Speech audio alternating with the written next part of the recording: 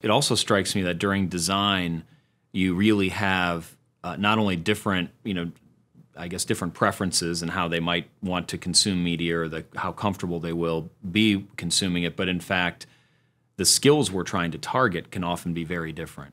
They can really range from something that's really more of a simple reminder, right? Where it's not even developing a skill, all the way up to true skill development, like really needing to teach someone how to negotiate and not run afoul of certain laws, rules, regulations, or just other business risks. On the one hand, you've got true skill training. On the other hand, you have something that might be better. You don't even need to train. You just need to have a checklist. Right. Say, put this label on this barrel. Right. So it strikes me that as we're designing, we need to be mindful of the difference. That some in the learning design community would call cognitive skill. What's the target cognitive skill? Are we targeting a really difficult cognitive skill? Or are we actually just targeting a very low-level skill that something maybe everybody knows, but we need constant reminders about? Right. And those may result in very different approaches, in how that training would be delivered. Right. Well, and I think, when we think about, the various aspects of adult learning theory and just apply that to the fact that, there's the cross-generational challenge, but there's also just the fact that each job really requires a different set of thinking around compliance and risk. And for some job functions, depending on at what level you're at, that may be 80% of your job.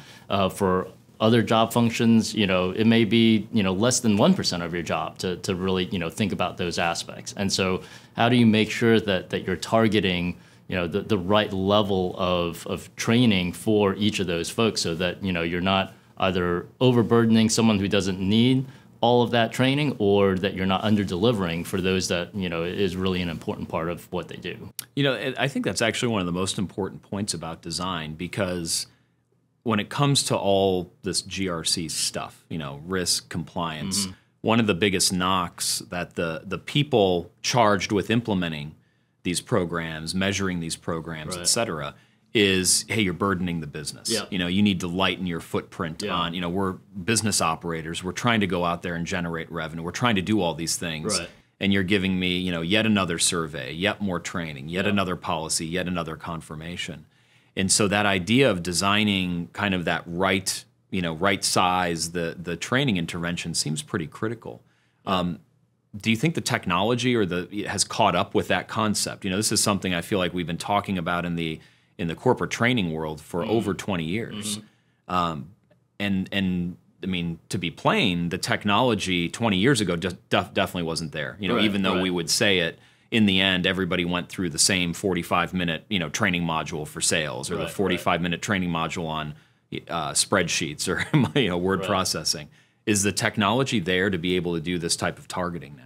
Well, I think the technology is there, but we also still have to progress the way we think about our training strategy, right? I think a lot of it is still in that design phase of planning out, how much do I need where, and what kind of interaction, do I deliver? Just because we have the additional technology for supporting sort of segmenting out your workforce better, targeting those better. We really have to think about strategies for compliance training a little bit differently than we have in the past. And a lot of what I like to borrow from is to think about it from a marketing perspective.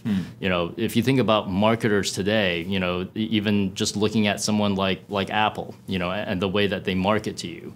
It's not a one shot and done thing. It's not that you see one big ad and you never see anything else again.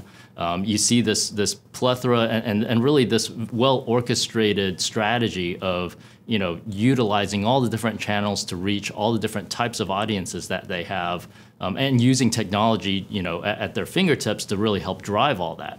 And I think there's an opportunity for compliance to really borrow some of those concepts from marketing, to really think about, how do we segment out the target population that we have? Right. How do we segment out our training so that we're delivering the right bite-sized pieces for the right population? Right. And also then driving that engagement, because, in marketing, it's all about driving engagement to your brand or your product, right? It's about keeping that top of mind so that when you are ready to go buy a new tablet, what do you think about first? Right. What brand do you think about, or what model do you think about? And so I think those types of marketing thinking can really help drive a lot of the compliance programs today in terms of how we really market compliance to our employees and to the extended enterprise.